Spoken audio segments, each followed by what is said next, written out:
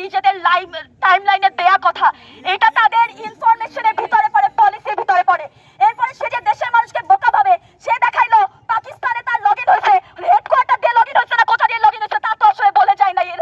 তারা বলে গেছে সে একটা স্ক্রিনশট দেখায়, সে একটা স্ক্রিনশট দেখায় সমাবেশ করছে, যে সমাবেশের স্ক্রিনশটে দেখানো হয়েছে যে তার আইডির পাসওয়ার্ড চেঞ্জ হয়েছে।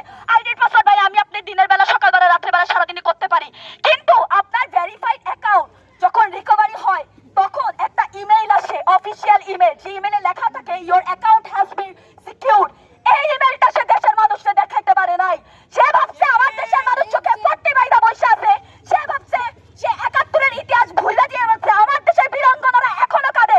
সে তার পোস্টে বলছে সে নারীদেরকে ঘুরে তারাদের জামাত শিবিরের নারীদেরকে সম্মান করার ইতিহাস আছে। সে নারীদেরকে কে সম্মান করছে? ৭১-এর ধর্ষণের মাধ্যমে আমার নারীদেরকে সম্মান করছে। সে দুদিন আগে বলছে নারীরা নেতৃত্ব দিতে পারে না। আল জাজিরার মতো ইন্টারন্যাশনাল একটা জায়গায় যে সে এই লোক, অশিক্ষিত লোক এই কথা বলছে। সে দেশের ভাবমূর্তির ব্যাপারে ভাবে না, সে দেশের নারীদের ব্যাপারে ভাবে না, যে দেশের বিশাল বড় একটা সংখ্যা নারী তাদের ব্যাপারে ভাবে না।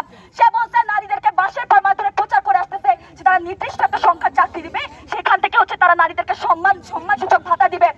আপনার জিজ্ঞাসা করছেন আপনার নারীরা নির্দিষ্ট সংখ্যা চাকরি করে, নির্দিষ্ট ঘন্টা চাকরি করে তারপরে ভিক্ষা চড় আপনার ভাতা চাই নাকি?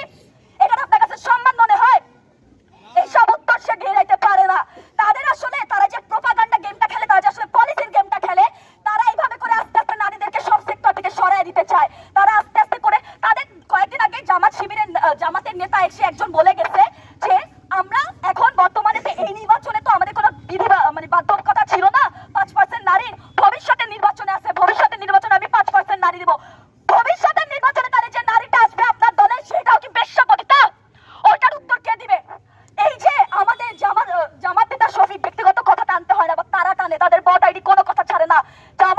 জামাত নেতা শফিকের স্ত্রী যে এর আগে বিএনপি জোটের সাথে নির্বাচন করতে বাইরের ঘর থেকে বাইর হয়ে কর্মজীবনের দিকে আগাইছে, নিজের স্ত্রীকেও কি এই লোক বেশ্যাপতিতা বলে? যে নিজের মা বোন কোনো কিছুতে আটকায় না, একটা লোক যে দেশের মানুষের সামনে সমাবেশ করে চোখে পট্টি বাইধা অশিক্ষিত মানুষের মতো কথা বলতে বাধে না, সেভাবে সে ফাঁক ফোকর দিয়ে সবকিছুতে বাইরে যেতে পারবে,